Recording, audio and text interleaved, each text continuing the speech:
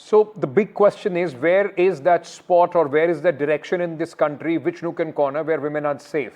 Saira Shah Halim is a women rights activist who's joining me at this moment, also being joined by Shagun Chaudhary, Olympian, first woman to represent India at the Olympics for the shotgun category.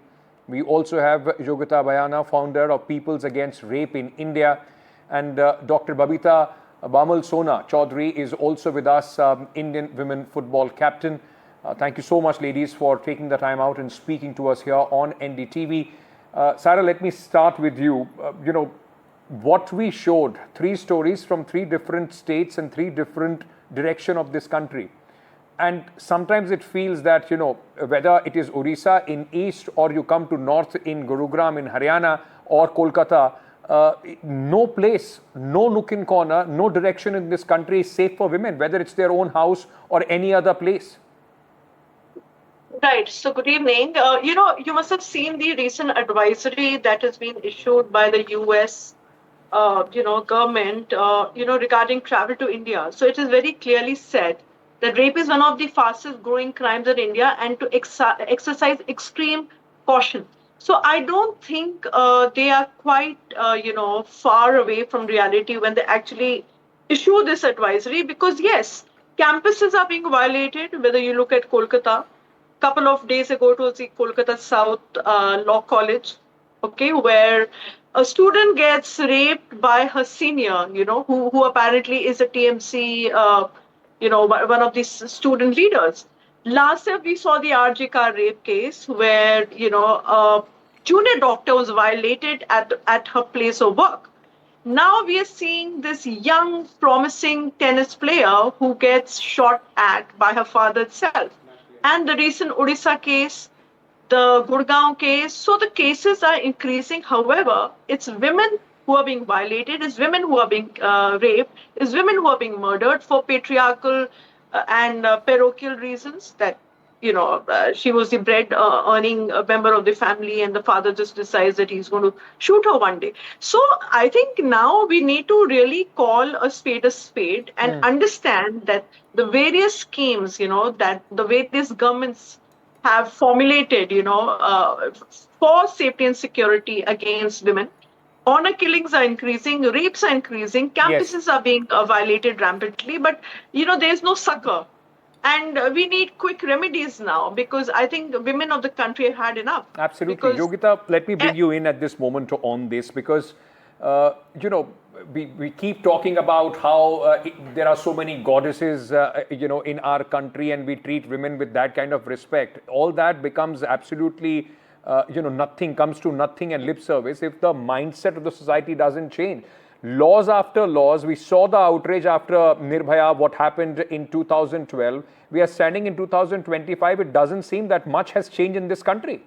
Absolutely nothing has changed since Nirbhaya or since time immemorial. If I talk about, Ramayana, when we read about how, Draupadi or Sita, those characters were, how they were treated. And that's the whole thing, the reason Mahabharata happened or all this, whatever written scriptures, whatever happened, it was happening around the, dignity of women. Yeah. Till now, we are discussing the same, and we have not found any solution. We were just discussing about how as Indian, we feel proud of going to the space, and now he'll be landing on Tuesday back to the earth, and we are feeling so proud, but we have not found the solution for very simple.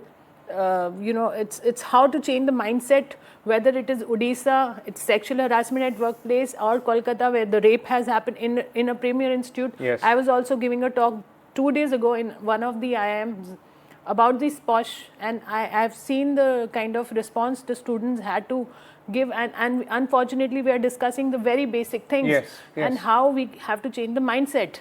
So, I mean, we need to really introspect that we have not even taken one step further, but rather we have gone 2 steps further. It's regression and by no means I'm saying that these kind of sexual violence or any kind of violence against women doesn't take place across any other country, but the fact remains that this whole thing about the women having the agency on their own right, on their own self.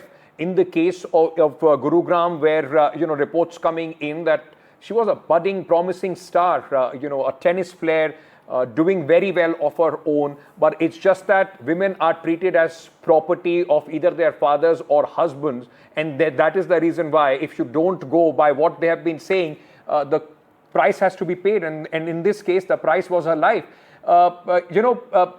Shagun, let me bring you in, because for women in India, especially the sportswomen, lots have changed. We have come very far. But the fact is, the patriarchal mindset in the way that families, in fact, control women.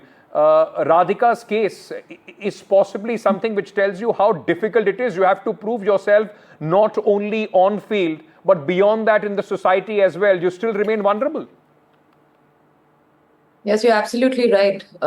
In fact, I feel sensitization of society is very, very important, because in Radhika's case, what we saw is that her father, Deepak, actually invested in her, showed faith, brought her to the level, but was shunned down by society. He was very proud of his daughter, but he was made to look down because of her achievements, which is a very bizarre scenario. We should have paraded her like a role model, so that so many others can actually follow her footsteps. And that's exactly what she was planning to do. She was planning to open an academy. She was planning to coach, the poor kids for free. She was trying to get more people into the sport. So instead of celebrating her, he actually succumbed to ridiculous comments by people who don't even matter and who look at women as objects who are basically meant to procreate and do nothing else. So I think sensitization of society is very, very important. And we have so many women now who are doing so well in so many fields, including sports, who should actually be taken to villages and taken to areas where women don't have the exposure to show what feats they can actually achieve, and in order to talk to families and talk to people at large. Dr. Babita, let me bring you in at this moment. This brings us back to the important question. Why is it that despite India reaching space, so much being spoken about, women are still, ghar ki izzat is still attached to a woman? Why should she be burdened with all those things is the question. I mean, till the time the owner of the family is not detached from women as a person, we'll keep seeing this women being treated as a property either by the family where she's born or the family that she's married into. It's basically it's a mindset. We have to see, if you are not ready to accept a female as a human being, as a complete person, then you must stop producing children, because ultimately a female who is a producer, who is an architect, who is a gardener, she is everywhere. You cannot survive. Society cannot survive without a female, and she is producing children. If you are not able to accept her, then stop doing all this. Then where society is going to lead, we are not going to have anything. Then let's experience that also. Don't marry, don't produce children, don't take them too high. And you must accept that she is not an object. Even parents must realize this, that nowadays they are fighting. There is so much of gap between children and parents. They don't understand each other. And children, I understand that it's so much of external influences. But parents at the same time, they must understand the gap between children and parents. They should bridge the gap. They should understand, and this generation gap, they have to fulfill the requirement. Yes. They have to go along with the environment, because children are facing so much outside. If you are forcing them to do something, and life is larger than achievements, life is larger than what you think. You must check your mental temperature. I think this generational gap has always been there. It will always be there between parents and children. It's just the way you handle it that defines your relationship with your children. And Saira, if I may bring you in at this moment, it is where are we failing? Are we failing at the very basic problem? Because when we start putting women at a pedestal of to be worshipped and so on and so forth at one end, and on the other treat them like like all these cases highlight. Where are we failing? Are we trying to put a cover on this? We don't want this to be spoken about. Are we having not enough discussion, especially with our boys, growing up, young men? They need to be those who need to be spoken to. See, Ankit, one thing is very clear, that despite the achievements and the laurels and the path-breaking success of women, there are still customs, practices, misogyny that always goes in opposition to the expansion of women's rights, and that is very tragic. Because I will not call this that is the male mindset. It is a mindset, because they are very progressive men as well, who strongly support women's causes. So it's not about male. I think it's to do with the mindset, because when we talk about sexual orientation, it starts from home, where you treat a girl child and give her the same equity that you're giving to a boy child. Because equality, I feel it's a fallacy. What we can actually talk about is equity, which means equal opportunities, and that is something parents need to drive home, that if I'm giving my son ABC opportunity, I am giving or allowing the equity to my daughter as well to choose, a purpose in her life and choose what she wants to do with her life. And somehow, if there are gender roles, that girls, have to serve if guests are around, and boys are not going to serve and they're just going to sit on the sofa. Yes. It starts very early, and so the children get the message that boy is supposed to be manly and he's supposed to be the breadwinner, and the girl's place is relegated in the kitchen. And that is what specifically happened in the Gurgaon case. Absolutely. And even in the rapes that we are witnessing around the country, where the campuses are being violated, it is about a certain mode of patriarchy. Like I said, even men are true feminists. It's not just women who are feminists. And patriarchy can be perpetuated by women as well. I think it's also, at the end of the day, it's not about how you identify yourself. It's not about the isms. It's actually about the very basic rights. I mean, it's about equality in the sense of what you want to feel, giving the same respect to the other person from the other gender as well. But we are far from there, isn't it? Despite all that is being said, we are far from there. Shagun, let me bring you in at this moment. I mean, is there a lesson? Is there a lesson from what has happened to Radhika to parents of young girls, those who are possibly at this moment supporting them, standing with them to excel in sports? Is there a lesson of how and where a line should be drawn? I don't think there are any lines to be drawn as such. What's happened is that earlier roles were defined. The man was a provider, the woman was a nurturer. Now the roles have changed. There are no roles as such. The men are also providers and nurturers, and so are the women. I think it's in any field. You see, the sports does not work in isolation. However, sports does give a lot of exposure to girls, where they get to travel, they meet people, but it should be a part of it's as how men would be in society, women are also being the same way. I mean, what does one learn from this incident? It's such a bizarre incident. I don't even know what one can take back from it, because the fact is that at one end you see a parent willing to put their girl through the grind, willing to support her when she's in the early stages of learning a sport, but at the end of the day have not been able to digest the kind of success and the way she wants to lead her life. But that wasn't him.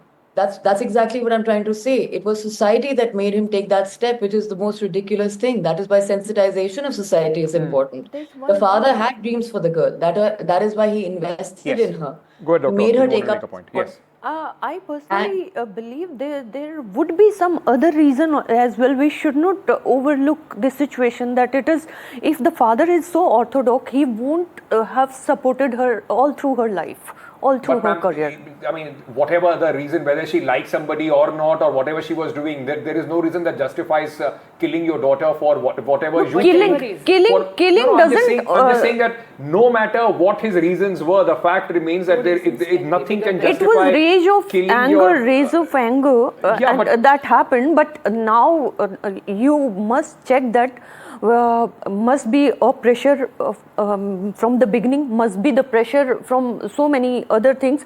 So we should not deny that when a person What who is kind the of- head of the family, if but- he is but highly I pressurized. disagree with this whole analogy of the head of the family. The father has to be the head of the family. But this is where I feel the problem starts, when you put a man into that position, that he's the one who has to head the family. That is the culture going on. We are Precisely talking about that. That is precisely what needs to be challenged and possibly needs to be spoken about. Needs to be changed. And if we don't do that, we'll keep hearing of such cases. Yogita, let me bring you in at this moment. Like we were speaking about the laws and how they have been changed. One argument could be that a country can do as much. We can only make strict laws, and then we hope that it sets an example for others, those who break those laws, and that will then hamper or discourage people from taking that law in their own hand. But the fact remains, we are also seen as our legal system is a reactive system. There is nothing that goes into stopping these crimes, but it is always about, when something happens, we will deal with it. Absolutely. And you need to understand who is dealing with the implementation. The people with the same mindset. And we talk about gender sensitization at all levels. When we say all the agencies all the stakeholders have to go through this.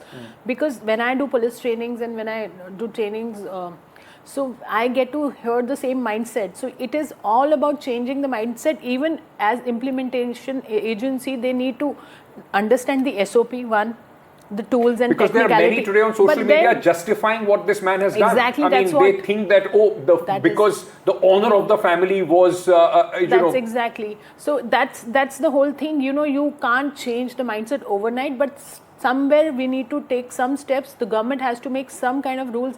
It has to start from school level somewhere. And you decoded it rightly. So just now, saying that boys, of course, we need to train our boys in certain way that they can take rejection. And this boy only became the father of this kind of a family. So if this man had that mindset, whatever triggered, there is no justification. You would trust that how this woman would have suffered, the mother of the house. You have not even heard her talking. So she must have suffered for years with this man, with this kind of a mindset, and she had no say to even she might be carrying the same mindset. Even she must be the party the to shame it. should not be on the victim. I mean, we see that in Absolutely. the rape cases, everybody trying to, the Blame family them. gets, and that is why a lot of people don't even come out and report it, because they feel the shame is on them. Absolutely. Actually, the shame is on the perpetrator, is not on them. Absolutely. Why is that we are failing to, put this out? Is it because it is not something which is part of our curriculum, that possibly young men and women in this country in schools should be taught about this? Absolutely. This is what we've been asking for, and we did it back then when Nirbhaya happened. We gave the whole, I was part of the committee which gave the recommendation that how we need to address and do gender sensitization, and it went to dustbin. When we met the minister, then it went to the dustbin. Even now we keep reiterating, but there is no focus on this, and it is taken as the last priority, but it should be the first priority. Beto ko samjhao, beto ko batao, and gender sensitization for all. I'm not only talking about beta, but that is very important part. Yes. Not beti ko bachao. Beti ko kaise bachao? Jab tak bete ko nahi bataoge, how will you protect the girl? Absolutely, I totally agree with that. I'll have to leave it there at this moment. It's a very sad commentary on our country in 2025. But the fact remains that we can't be a country of hypocrites. So at one end, you can't just keep saying that we treat our women as goddesses, and we'll pray. If you can't keep the women around you safe, there is no point. And no matter how much you pray, that's not an absolution. Thank you so much, ladies, for joining me at this moment.